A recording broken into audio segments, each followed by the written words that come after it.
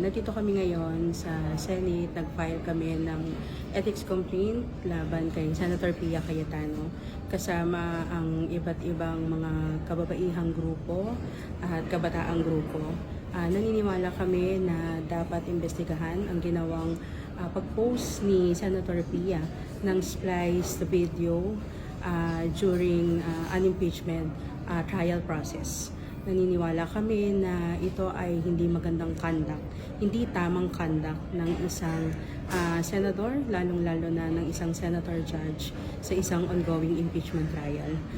Nananawagan kami sa Ethics Committee na simulan na ang investigasyon at kung kinakailangang patawan ng karampatang parusa ang senadora sa kanyang ginawang pag-post sa official Facebook page niya ng spliced video.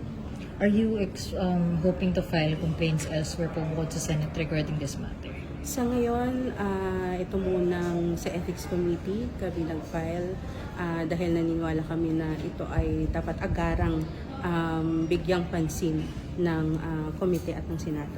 Okay.